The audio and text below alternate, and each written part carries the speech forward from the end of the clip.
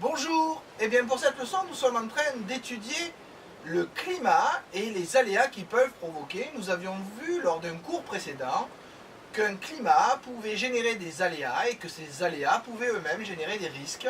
Attention de bien faire le distinguo entre aléas et risques, c'est très important pour comprendre la suite. C'est aussi important pour l'évaluation, je dis ça. Donc, toujours est-il que lors du dernier cours, cette fois, nous avions vu comment un maire pouvait être amené à gérer différents risques sur sa commune et qu'il y avait des choix qui pouvaient être faits, que certains choix pouvaient être plus pertinents que d'autres, notamment en ce qui concerne le développement durable. Vous pouvez noter à la suite du cours. Face à un risque, pas un aléa, l'homme met en place des mesures de prévention, pour éviter que le risque ne se mette en place, à la ligne tirée, de protection, pour annuler l'effet du risque, à la ligne tirée, d'adaptation, pour suivre et comprendre le lien entre aléa et risque, un tiré à la ligne tirée, d'atténuation, pour diminuer les effets du risque. Alors vous le voyez, pour faire face à un risque, il y a plusieurs types de mesures à prendre. Vous les avez notées, mais je ne suis pas sûr que vous les ayez bien compris. Pour ceux qui veulent être sûrs qu'ils les ont bien compris, je vous fais un petit exercice juste après. Exercice qui n'est pas obligatoire. Pour ceux qui veulent, vous arrêtez là, c'est terminé. C'est juste pour être sûr que vous avez bien compris ces 4 types de mesures différentes. Alors, pour être simple, on va donc voir 4 extraits vidéo qui vont s'afficher ici, et pour chacun de ces extraits, je vous ferai soit un petit commentaire, soit vous écouterez, ce qui vous permettra de mieux appréhender les différents types de mesures qui existent. Alors, premier exemple que vous montre cette vidéo, c'est une cartographie d'une région. Vous le voyez, une cartographie d'une côte évidemment, qui est faite non pas par avion ou par des gens qui se déplacent, mais simplement par un drone, ce qui fait que ce drone peut, on le remarque sur cette carte, faire de nombreux allers-retours de façon très peu onéreuse, ce n'est pas cher. On fait de nombreuses photos et grâce à ces photos, vous avez une carte qui est produite, carte qui permet de suivre la côte, suivant les différentes tempêtes. Donc là, vous l'avez compris, c'est une mesure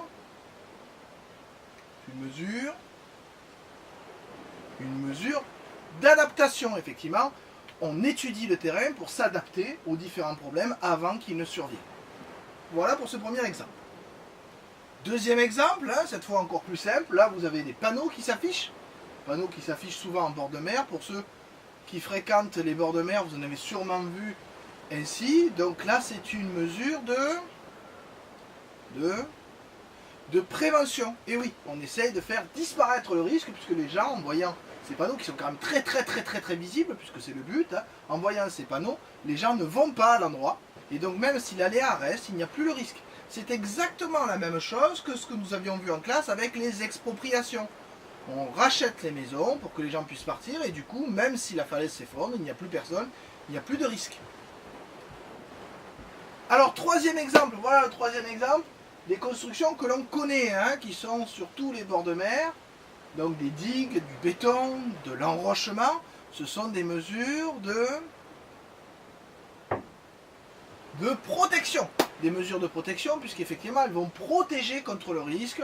Alors, on le sait, ces mesures ne sont pas les plus viables sur le long terme, mais ce sont souvent celles auxquelles on pense et qui sont relativement simples à mettre en œuvre, même si, au niveau du développement durable, elles sont catastrophiques, puisque sur le long terme, elles ne sont pas efficaces, et qu'elles coûtent un bras, effectivement, à une commune qui risque de l'endetter et de ne pas pouvoir faire d'autres investissements pour son développement. Donc c'est une mesure, certes, pas forcément la meilleure face au risque érosif.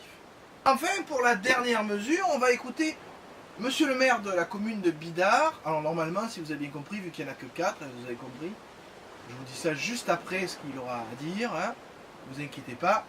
Voici, je laisse la parole au maire de Bidart pour parler de cette dernière mesure. On va retenir les leçons que nous donne Dame Nature. On va mettre un enrochement en place. Le problème avec toutes ces fortifications, c'est qu'il ne faut pas que ça nuise. C'est-à-dire, parfois, le remède est pire que le mal. Quand la vague arrive, elle vient avec une puissance. Et si on vient la contraindre directement de face, cela peut créer des désordres, notamment en pied d'enrochement, et accentuer le problème que l'on veut résoudre. Donc, il faut être dans l'idéal. Dans l'idéal, l'océan devrait pouvoir respirer. Il devrait avoir la place pour respirer. On le voit à Louavia, c'est un des endroits qui est le moins atteint d'érosion. L'océan vient et respire sur la plage. dès qu'on veut le contraindre, on crée une réflexion et on a une énergie qui est libérée et qu'il faut orienter. On va améliorer la pente, ce qui est très très important, c'est-à-dire si l'on met trop de pente, on a une réflexion de la houle, donc, comme je disais tout à l'heure. Si on n'en met pas assez, on a un risque de submersion marine. Il faut donc trouver le bon équilibre entre les deux et essayer de disperser l'énergie au lieu de la prendre frontalement.